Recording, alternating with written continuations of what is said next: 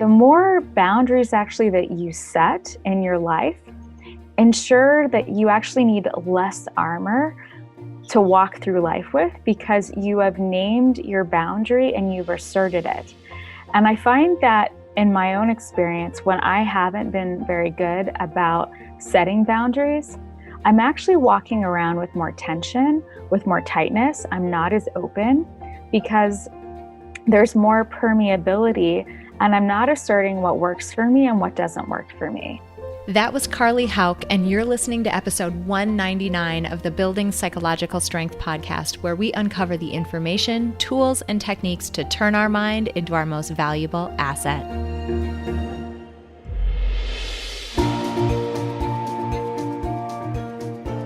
The courage to face fears with persistence.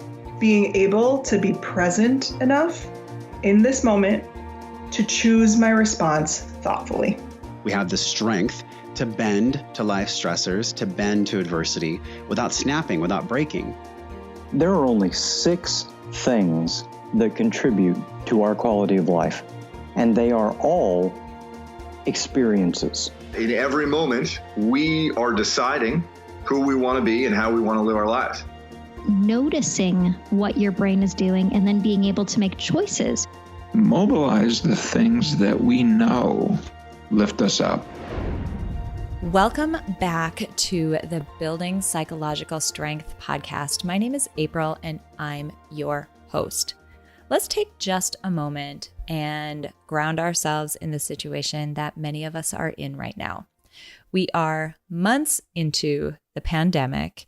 Many of us are juggling so many different competing responsibilities, right? Between work and home and kids and school and all of the other responsibilities that life brings, we're finding ourselves in this situation where the lines in between those different responsibilities are becoming more and more blurry. As we're working from home, maybe kids are distance learning, we're shifting roles multiple times throughout the day, and this blurriness can make it really difficult to do some of the basic things that we all do to just maintain a little bit of sanity in our day, to do some compartmentalization of our responsibilities and feel like we can focus on one thing at a time. It's becoming increasingly difficult to do that. And because of that, I wanted to tackle a topic that I know is critical in helping us move through times like these when it feels like the lines between everything are blurring. Important topic, but not necessarily an easy one to put into practice. And that is the topic of setting boundaries. Today, we are speaking with a woman named Carley Hauck. Carley is a learning architect. She's a leadership and development consultant, an author, a speaker, and she is an adjunct faculty member at Stanford University and UC Berkeley Haas School of Business. And she teaches on the subject of leadership and business as a platform for positive change in the world. Specifically, Carley's extremely knowledgeable in the realm of emotional intelligence. And specifically, even more than that, the link between emotional intelligence and our ability to set something that she calls compassionate boundaries. Now, it's interesting because depending upon your social roles in society, it can be more and less socially acceptable for you to feel and express different emotions. For some people, men in our culture, it is not as socially acceptable to feel and express sadness, for example. For women, it is not as socially acceptable to feel and express anger, for example. But we get into this interesting conversation with Carley today about how critically important it is for us to tap into our own emotions, to acknowledge the actual emotion that we're feeling, in order to determine, okay, here's how I'm feeling. What does that mean that I need? Or what does that signal in terms of which action I should take going forward? So we talk about emotional intelligence from that perspective, but then we get into a beautiful conversation about setting compassionate boundaries. Now, compassionate boundaries are ones that they're a boundary, right? They get us the space and the protection that we need, but they do so in a way that preserves the relationship with the other person. And isn't that the whole thing? Isn't that why boundaries can be so difficult to set? Because we worry about harming relationships. So I love this perspective of compassionate boundaries. And we kind of tie these two topics together between emotional intelligence and compassionate boundaries because we actually need to tap in to specific emotions, anger being one of them, in order to be able to set a firm boundary. This is such a nuanced and deep conversation. I'm so excited for you all to hear this, especially in the time that we're in now. I mentioned it before, but the blurring of the lines between all of these aspects of our lives can make it feel like we don't have really any boundaries for us to rely on and to protect us. And as you know, if you've listened to prior episodes of ours, if you're the type of person who is shouldering all of this responsibility, it means you are an asset who needs to be protected. You are a linchpin in this process of life that needs to be protected in order to continue to perform and show up in the way that you want to. So this conversation is an absolutely valuable one for you to listen to. Also, listen until the end. One of the last things that Carley walks us through is sort of a systematic way of approaching setting these boundaries that makes it feel less intimidating and less scary. So I really want you to make sure that you catch that. All right. I really hope no matter where you're at in your own personal situation, I really hope that this episode helps you think about how you can do some things to protect yourself, how you can recognize when there is a need that you have, and use the information from this episode to set some boundaries that not only protect you, but also enhance the relationship that you have with that other person. All right, let's dive into our interview with Carley Hauck. Carley, I'm so excited to have you on this episode because the context that many of us are finding ourselves in these days really lends itself to a lot of the work that you do and a lot of the expertise that you have. I really think this is going to be an episode that people can take away some value and start to apply to their life directly. So thank you so much for being here. Thank you so much for having me. I want to dive right into the deep end of the pool. You know, if we kind of start with some laying of the land or some context setting, we are all in, maybe individually we're in unique circumstances, but there is a shared circumstance that we all find ourselves in.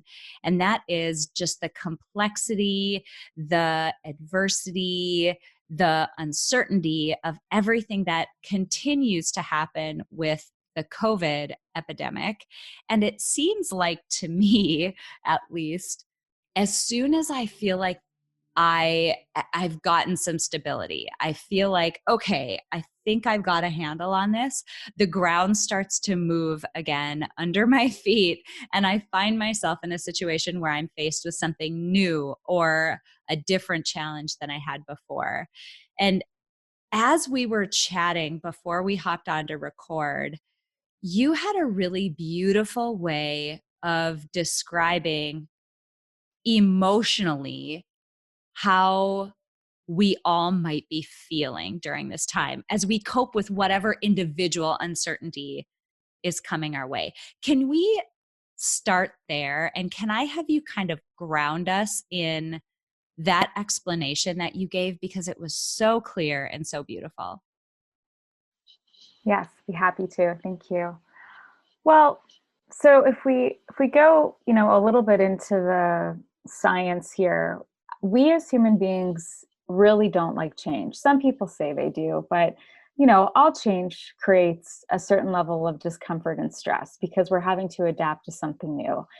And from my background in neuroscience and really understanding how the mind, body, and heart work, when there is a change or a shift, our typical first response, our first feeling is going to be fear. Uh-oh, what's going on? Can I handle this? This is unfamiliar. And so that fear response can actually move us into a fight, flight, or freeze response, or what has been found in research through UCLA and Shelley Taylor's research, we could also move into tend and befriend. But that has to usually be trained. And so by just noting, okay, fear is going to be our first primary emotion. If we don't acknowledge that and we don't learn how to kind of cope and soothe with that in a way that can help us to emotionally regulate, come back into balance, we're in this just kind of overdrive of survival mode and fear. And many of us are in this situation right now. Like, what is it? There's a statistic of over 40 million Americans are out of work right now. That puts us right in survival mode. Our basic needs, when we think of Maslow's hierarchy of needs, that's the basic need. Do we have kind of our physiological, financial needs met? That's not even going into like our needs for belonging and safety. But a lot of people are in that more primary level. And so that's creating a lot more emotions that we're having to navigate. And so you had mentioned you're noticing once you feel like you have stability, then everything changes again. And if you don't have that inner strength, those inner resources and tools, it's really hard to navigate. Yeah, absolutely. And something that I've noticed as well is that prior to the epidemic reaching the US, we were used to having the conversation about the chronic stress that many of us find ourselves in, right? We're stretched thin at work, we're stretched thin with family responsibilities and obligations. And if there is, and this has two sides of the coin, there's a good and there's a bad to this, but if there's one thing that people can do, people are incredibly good at adapting. And by that, I mean, we acclimate to the situation that we're in to the point that we may not even recognize that some of those feelings are there, right? It's that whole analogy of the frog that's in the water and you slowly heat the water up to the point where the frog's acclimating as it goes and it doesn't realize that it's in boiling water anymore. We have been, prior to the epidemic, we were in this sort of chronic stress situation that has shifted now. It's a new stressor or a new set of stressors potentially. But I would encourage people who are listening to this who might be thinking, I don't feel fear. It's not fear.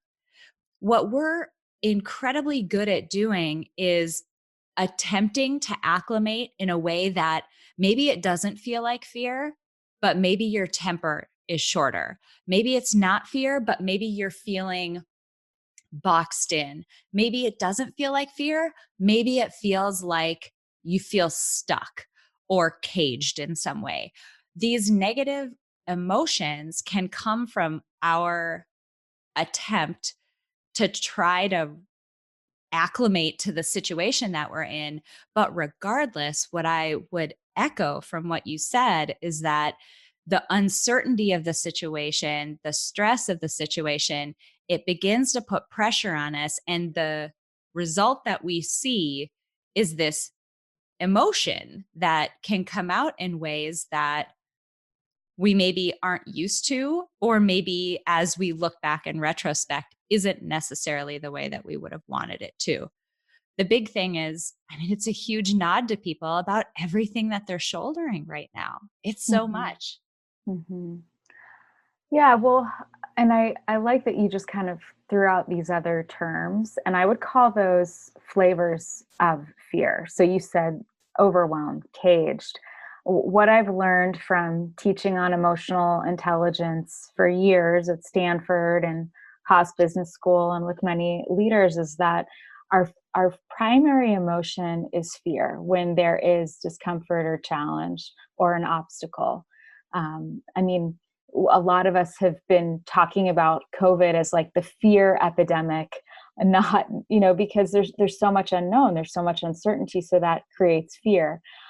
But what happens often is fear is the first response, whether we're aware of it or not, and then we will actually move into anger. And these are both related to our fight flight response. Flight being the fear, anger being the fight. And what usually is underneath the anger is sadness. That's the grief. Like, many of us are feeling a lot of grief still, if we've allowed ourselves to even access that, like grief of all the things that we used to enjoy that we're having to let go of during this time.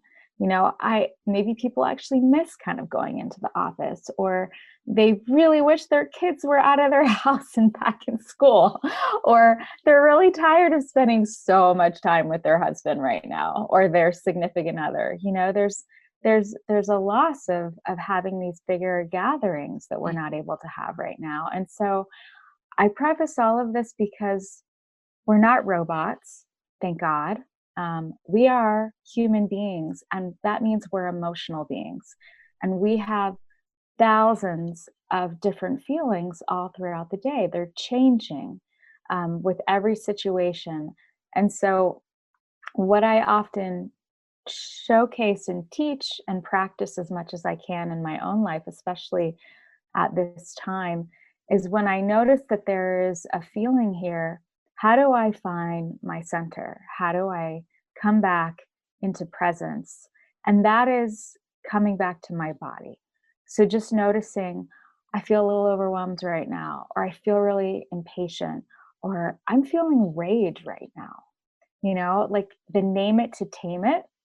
This is called affect labeling, and it's actually been found by neuroscience that when we name what we're experiencing, it actually tames that emotion. It tames our response to it in the amygdala, which is a part of the brain in the limbic system. So what I'd love to leave your listeners with is, when you notice there's an emotion, you can name it, just acknowledge it. Hey, fear, how's it going? We've felt fear before, right? When we acknowledge it, then there's this ability to be with it better, and not actually just sweep it under the rug, because what we've learned is that what we resist persists. So you can push fear, anger, sadness, under your feet, under your armpit, wherever you want it to go, but it's going to live in your body, because that's where emotions hang out, until you allow yourself to feel it and let it pass, and it releases. And that's how we come back into center. I'll actually just share really transparently. I got some unfortunate news on Tuesday. It was really disappointing. And I needed to be with that feeling for a while. It was disappointment. Then it turned into like rage and anger. I was really pissed off.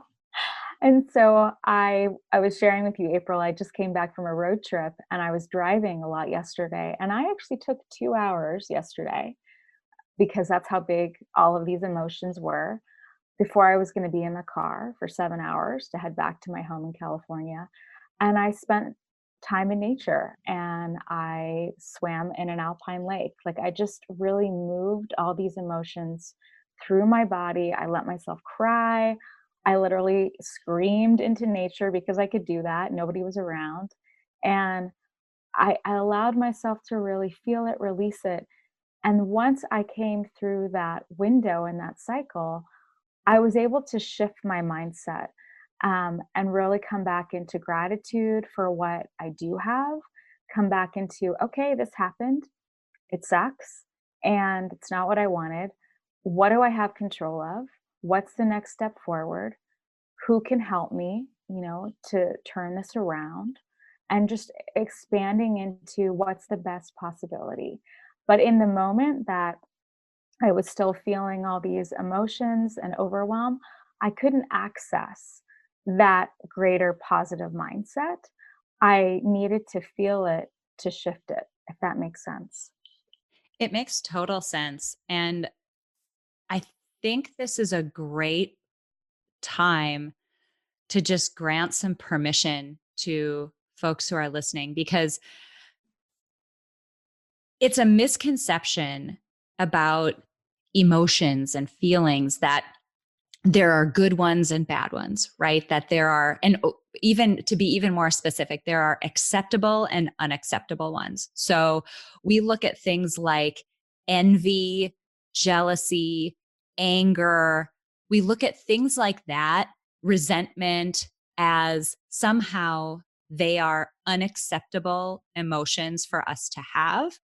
And it can be hard for people to sort of diagnose how they're feeling and really deconstruct those feelings into something really specific if they feel like, by labeling that emotion as jealousy, I am jealous that my friend has access to that resource right now when I don't. That makes me jealous. And somehow we feel like that means there's something wrong with us because we're having this unacceptable feeling. And at this point, I love how you said, name it to tame it. And don't be afraid of naming it because it is not unacceptable. As a human being, we naturally will have the range of emotions. They are not unacceptable. They're just typically a natural response to the situation that you were in. Most people would feel that way if they were faced with the situation you're being faced with. So I want to give people permission to name those emotions, even if they're ones that you may want, your knee-jerk reaction might be to feel ashamed because you're experiencing them. It's likely very normal and completely human of you that you feel that way.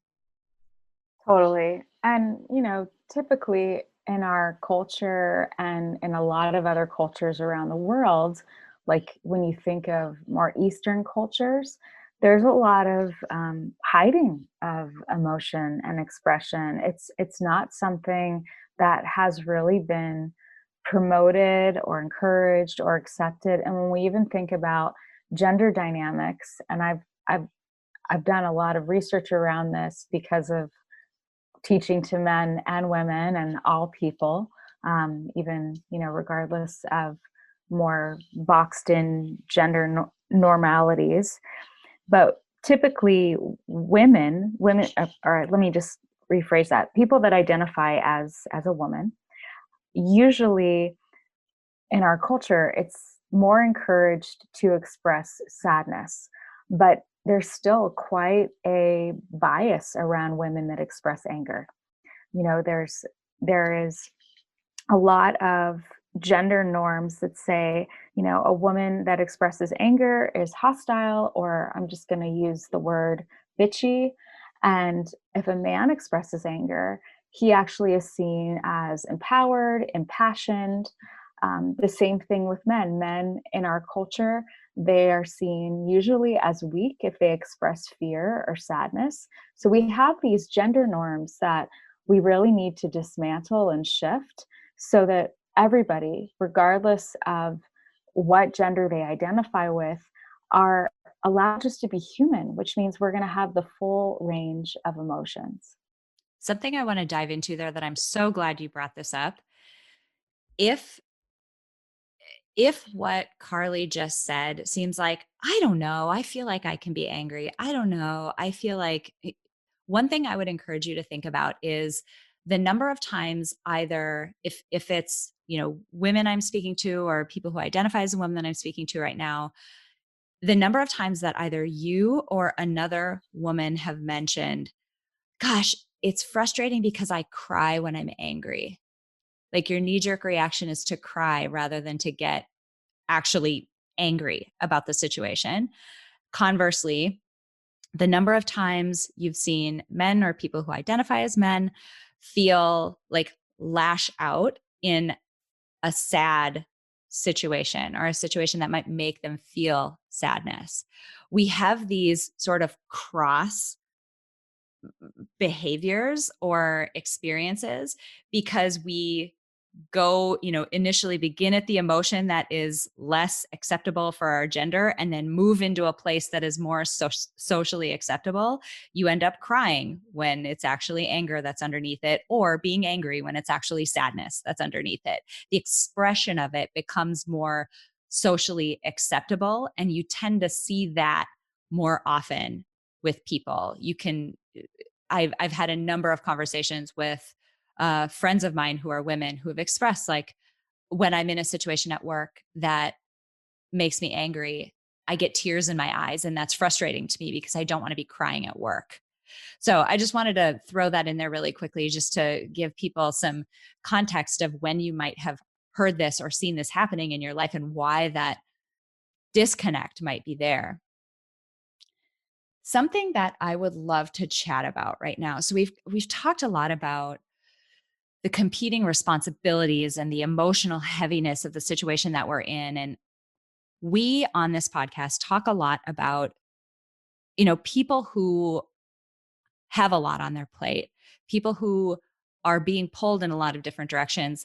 Lots of times, the reason why you are that linchpin in your life and why you are being asked to take on those responsibilities is because people around you believe that you can do it.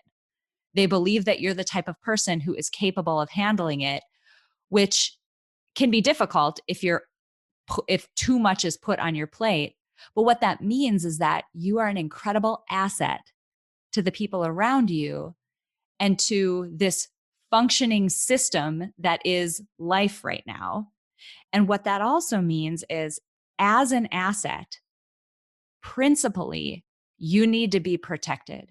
We need to do some things that support you and allow you to continue to perform or show up in a way that you want to. Because if you're not protected, it's really difficult to handle everything that's being put on your plate. And specifically, where I'm going here is you have incredible expertise in the realm of boundaries, and in particular, compassionate boundaries.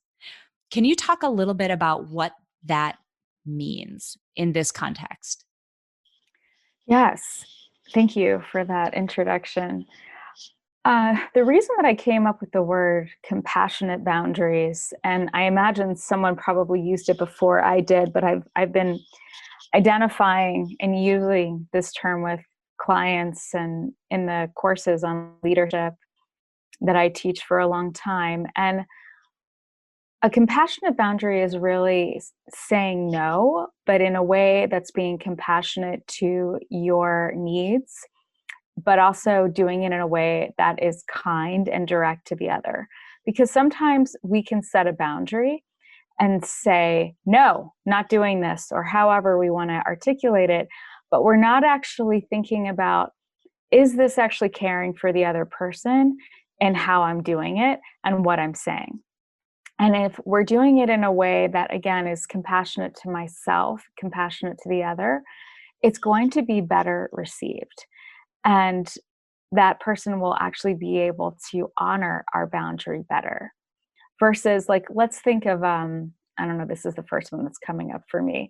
If the boundary was, I don't want to talk to you because you're really frustrating me, and you do that in such a way where you maybe don't actually even say it, you just, stop conversation, or you don't email that person back, that can feel really abrupt and actually create harm and hurt for the other person and ultimately for you.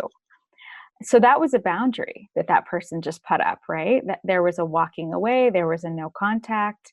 But there's a better way to do it, that is saying, you know what, I need some space right now. I don't want to talk right now. I'm too overwhelmed. And I care for you. Can we talk in a week or tomorrow? That's actually holding a compassionate boundary, which is a healthier way and is going to have more health in your relationship and in your relating. I like that distinction. It goes back to something that my colleague Ashley says a lot. One thing to think about in the way that we approach a situation is sometimes it can feel a little bit cathartic, right? To take the first road that you mentioned, like, I'm not going to talk to you right now and whatever. But is that the most helpful and effective way to deliver that message? And if it isn't, you're not ultimately going to get the outcome that you want and need. anyway, even if it might in the moment feel a little bit cathartic. Thinking more intentionally about how you word and how you, I guess, surround that boundary and that request can make it so much more effective and helpful in getting you what you need. Because ultimately, that's one of the goals, right? It isn't, yes, a big part of this is making sure that we preserve that relationship with the other person, if that's, one of the goals, but two, to protect you and make sure that you're getting the space you need, not getting the space you need and then having the added issue of worrying whether you handled the situation badly and whatever, like adding additional responsibility on top of it. Let's get you the space that you need so that you can have it with a clear mind, knowing that you put that boundary in place in a way that was really thoughtful and intentional. I love that distinction that you made. Thank you. And you know what? I also feel like for those of us that are listening, some of us may not even know what boundaries are, or how are we at setting boundaries, right? That's why we're having this conversation. And so it might actually just be helpful to just share a couple examples of what boundaries are. Could I do that? I love that. Yes, I love that. So boundaries are like skin. Sometimes we have boundaries around what is coming in to my physical space, right? Words, truth, emotional distance, geographical distance. These are all boundaries. And boundaries are what really define us. They define what is you and what is not you. And a boundary really shows us where you end and someone else begins. And so this comes back to knowing what your no's are and what your yeses are. And that gives you the opportunity to take personal responsibility, practice good self-care. And the more boundaries actually that you set in your life, ensure that you actually need less armor to walk through life with, because you have named your boundary and you've asserted it. And I find that in my own experience, when I haven't been very good about setting boundaries, I'm actually walking around with more tension, with more tightness. I'm not as open because there's more permeability, and I'm not asserting what works for me and what doesn't work for me.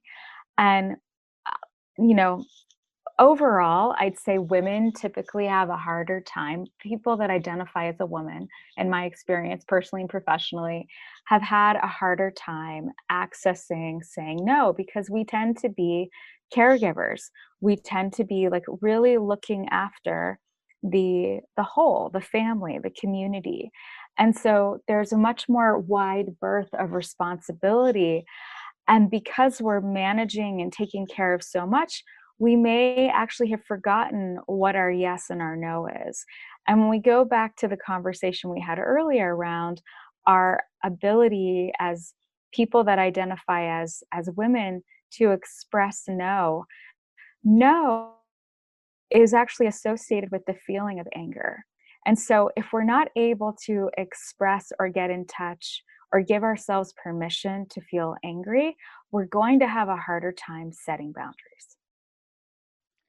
That is really an important distinction to make. And it's really profound, given, circling back to the conversation we had before, where sometimes, we as women might feel like being angry is an unacceptable emotion.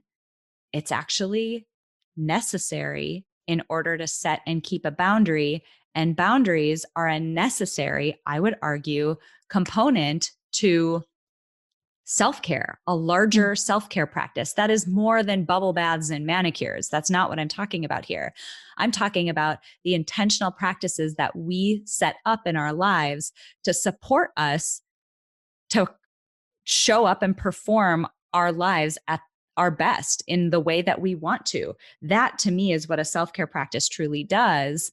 And boundaries are an important part of that. Totally.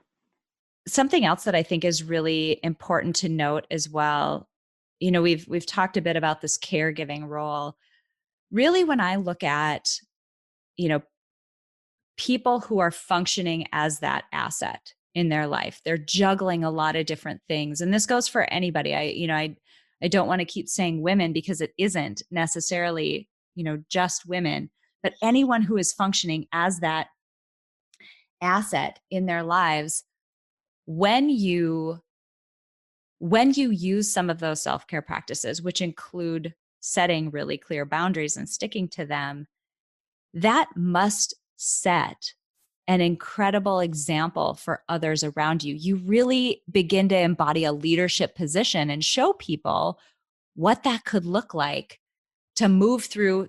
Think of the situation we're in right now with COVID, to move through a situation that's as difficult as this and make those decisive decisions about where boundaries need to be and why in order to support yourself. You're really modeling how to move through adversity in a way that keeps you stable and keeps you doing well.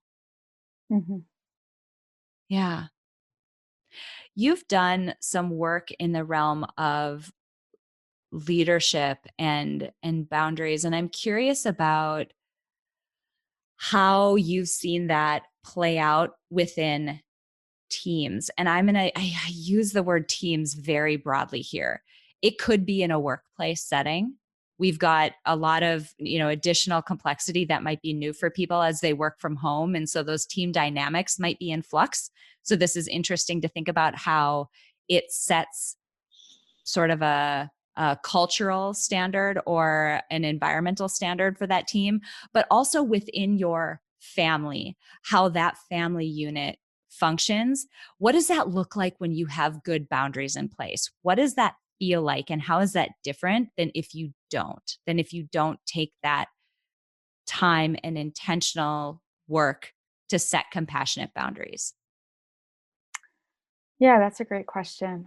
Well, let me just start off with sharing what I've been observing. So I work with a lot of leaders, people that identify, in all different sorts of ways, men, women, LGBTQ, and everyone is navigating this new norm in such different ways. And we're about like 4 months in, and I feel like there is this more adaptation that's happening, but as you said at the beginning, we are navigating so much change all the time that there's just constant shifts.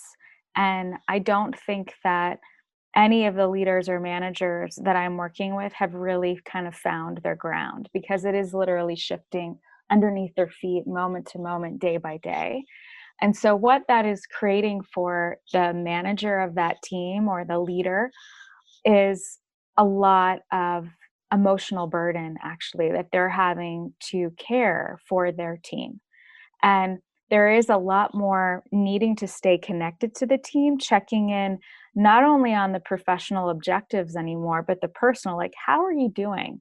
Do you have what you need to really thrive in this environment? That personal care, which I think was really lacking in the workplace, is now something that we're having to do and really prioritize more, because it is about the team. We're not seeing these people in person. We're really connecting virtually all over the world more and more and more. And so that's requiring really asking people more directly, having more transparency.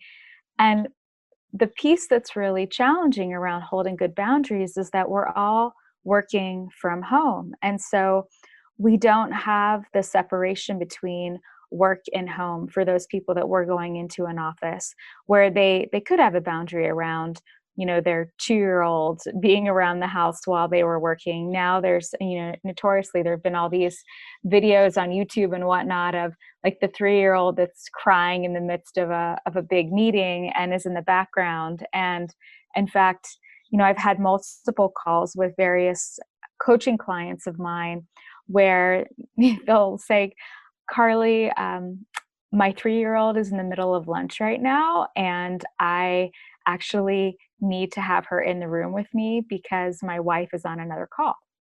And so that's kind of a new part of normalcy. And so we are really bringing our whole self to work right now.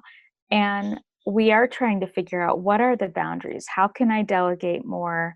How can I actually have my team lead without authority so that we can all take care of each other? And just because I have the title of manager or leader doesn't mean I have to take care of everyone and be the sole person that's checking in, because it's too much on the managers and the leaders. And then they're also having to navigate, their own family and how they lead in that environment. And so what I've been noticing is a real lack of self-care, actually, because they're on all the time, but also then on Zoom or on their technology all the time. So some of the things that I've been encouraging with my clients is really not going to every meeting, really having an agenda for every meeting that they have at work to make sure that it's essential that they're there. Otherwise, it's too much time on Zoom.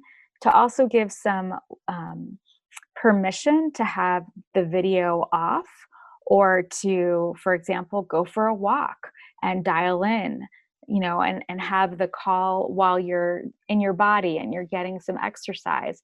It's not healthy for us to be on our screens this much. We need to set boundaries around when we're on and when we're off. And we already needed to do that before the pandemic, the on or off switch being, I'm on my technology or I'm available to work. Now I'm not. And we're having to do that even more.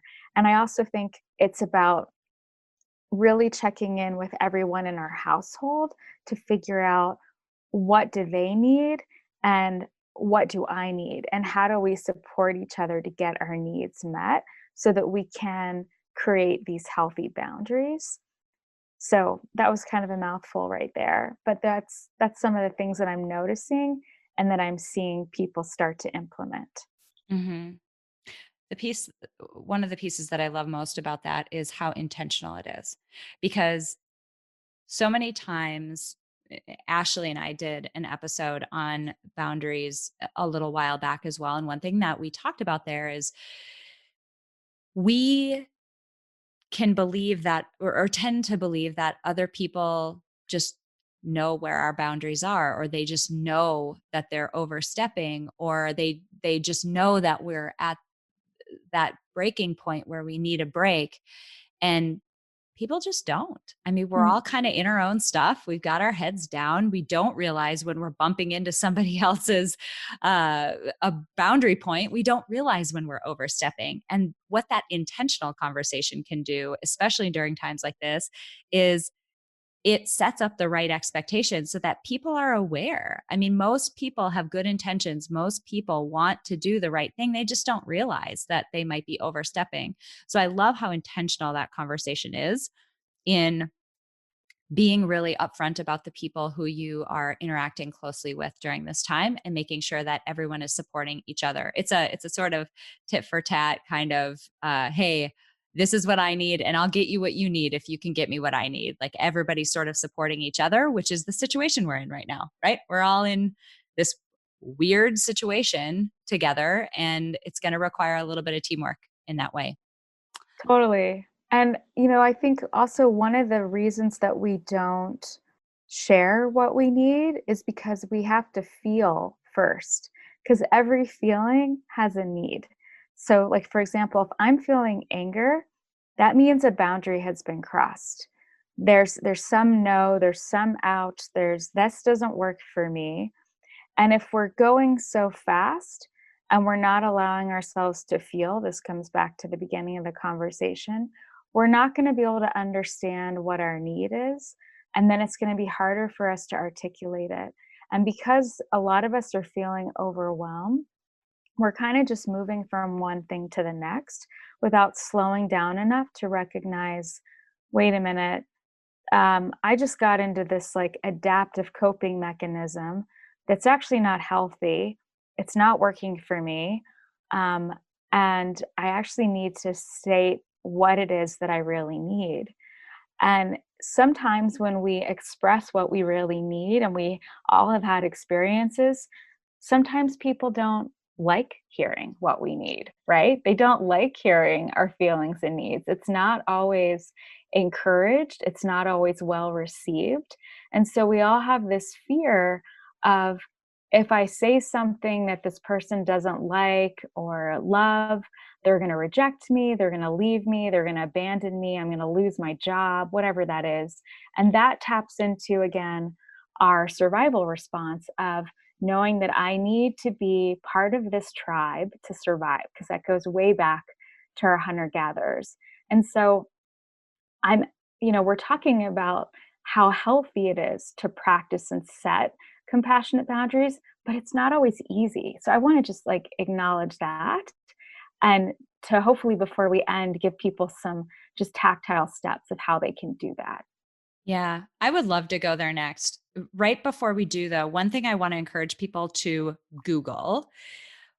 We talk a lot about acceptance and commitment therapy, and as Mm-hmm. just a method for moving forward, even when things get difficult, right? It involves figuring out what your values are, figuring out ultimately what is the goal, what is the thing you desire, what's the thing you need, right? Like, what are we pointing toward? And there are some tools within the acceptance and commitment therapy modality that I would encourage people, if you have a chance after this, Google ACT Matrix, ACT, so acceptance and commitment therapy matrix. And it's a nice tool to use to just uncover the yuck that you're going to have to go through in order to get to that thing that you need. And I just want to, we won't go into depth with that right now, but I would encourage people, Google that, because it's a really powerful tool that is very related to something that we've spoken about quite a bit on the podcast. So let's go into that. Some practical ways that people can do this as we're wrapping this episode up. Like, how do people go forward and really take action when it is really difficult? Because I agree, like, oh man, it can be really hard. Yeah, yeah. Well, I have an article that I wrote on this title, or on this topic rather, a couple years ago. If you go to Mindful Magazine, and you could just Google Carley Hauck, or you could also just type in how to say no with heart. So this will kind of flesh it out a little bit more. And I give an example of a employee that I was working with and how I supported her to really create a compassionate boundary with her boss, who was being quite volatile. And I want to just kind of share with you some of the steps that I speak to in that article, but that you can really apply to your life. The first thing is to recognize, where is my no? Where is my no? And to really give yourself permission to say no. And notice the feelings that might come up about even saying no. Like, oh my gosh, maybe someone's not going to like my no, right? Or I really want to be able to say yes because I want to help this person, but I can't, whatever the feelings are around saying no. So first, identify where you need to say no, and then have compassion for the feelings that might come up around the no. Also recognize, where do you feel in your body this no? Because it all comes back to the body. We want to really be able to feel it so that we can release it and come back into balance. And then notice, what are my needs around this feeling? What needs to be protected? What needs to be restored? Those are some good questions that can help you ascertain what the needs are. And then, acknowledge, like, what is that compassionate boundary? How can you share what you need that's kind and caring to yourself, and that's actually going to be kind and caring to the other? And then when you think about actually speaking to this other person and setting your boundary, this is all about, like, how do you invite a feedback conversation?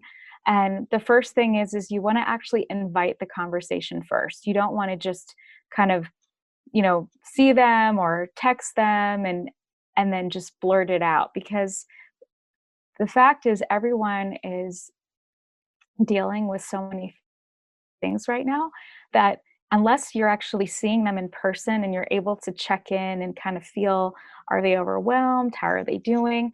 We don't know actually if they're even in a place that they can receive your request.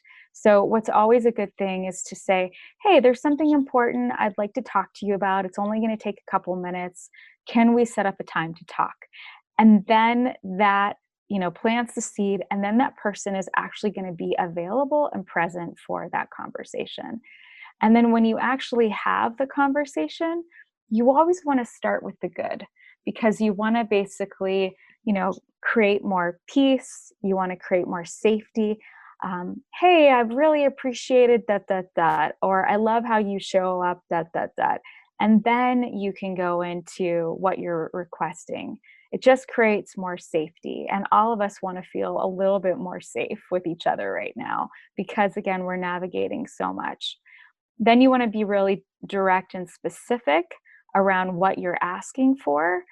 And also, you want to lead with compassion and say, I imagine that you're having a lot of feelings or you're navigating a lot as well, but this is what I'm really wanting. What do you think? And you could also give that person an opportunity to take some time to digest what you've just asked. Like, they don't have to give you a yes or no right then. You could say, this is what I'm really wanting. Take your time to think about it. And then I'd like to circle back in a day or two, or later this evening. Like, you can kind of feel into how much time they might want to process your request. Those are just kind of the highlights, but that is what I would share around setting a compassionate boundary. That's such an actionable set of steps to take. And sometimes when you break things down like that, it makes them so much less intimidating to tackle when you just have to do one thing at a time. As we're wrapping up, I would love for you to talk a bit about, or just give me your definition of psychological strength. What does it mean to you to be psychologically strong?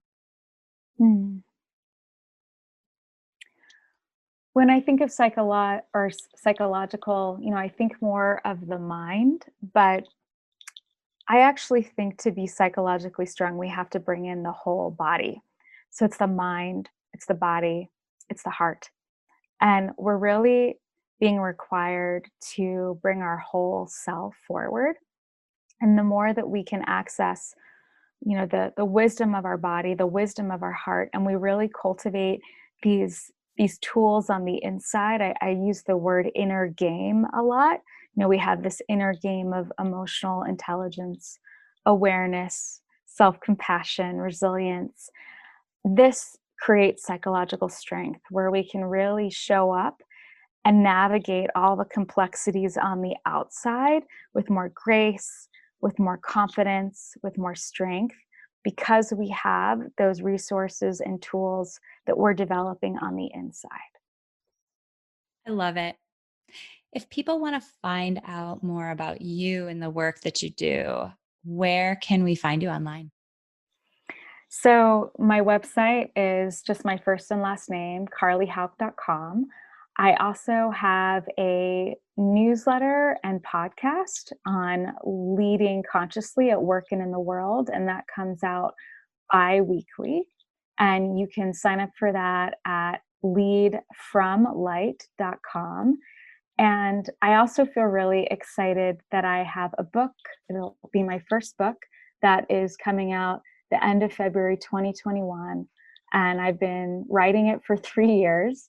And it's on how we cultivate this conscious inner game so that we can lead consciously at work and in the world, and really support business to be a platform for positive change that prioritizes people and planet and creates a workplace and a world that works for everyone. So if you're interested in that topic, would love to have you sign up for the newsletter.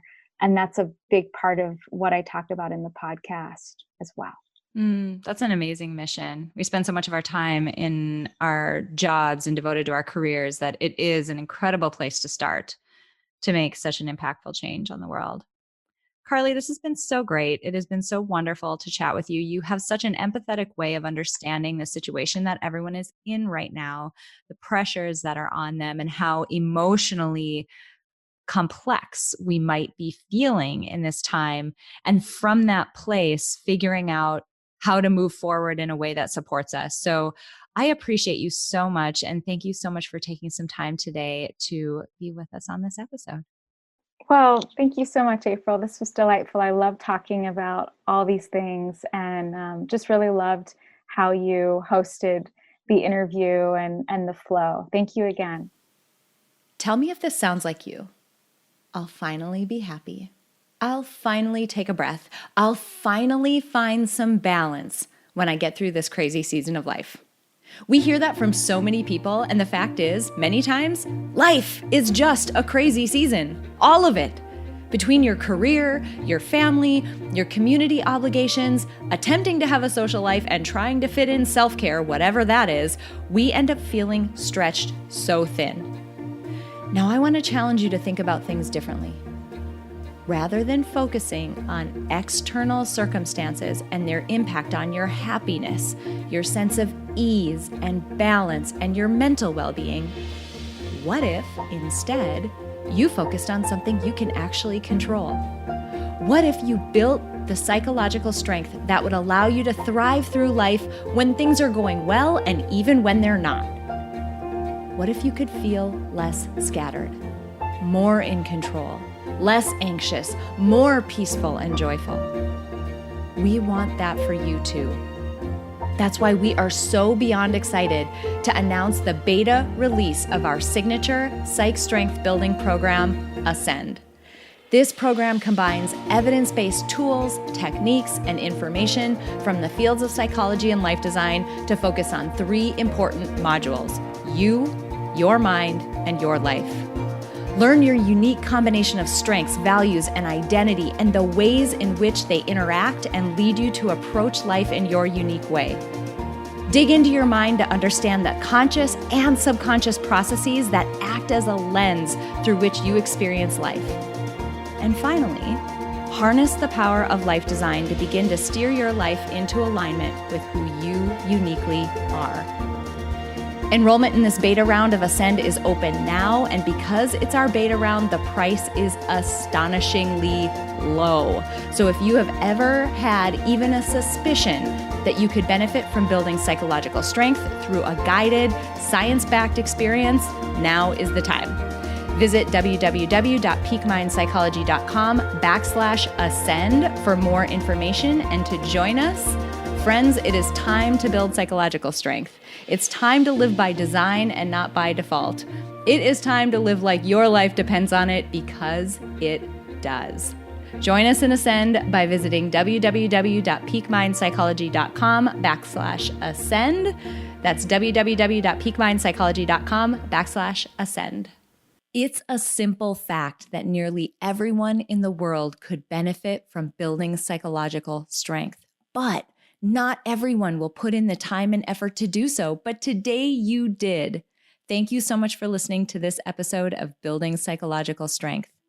Now, if you're interested in building the mental toughness, confidence, and resilience you need to thrive through life's ups and downs, visit us at www.peakmindpsychology.com. Also, if there's someone in your life who could benefit from this episode, please share it with them. And if you yourself found this episode valuable, meaning if you took away even one insight that you can use to build psychological strength in your own life, we would so appreciate it if you would drop us a rating and a review on iTunes. The thing is, the more ratings and reviews we have, the easier it is to get this powerful and important content out to the people who need to hear it. Remember, your mind can be your most valuable asset or your biggest liability, and you get to choose. So choose wisely, my friend. And I'll see you next time on Building Psychological Strength.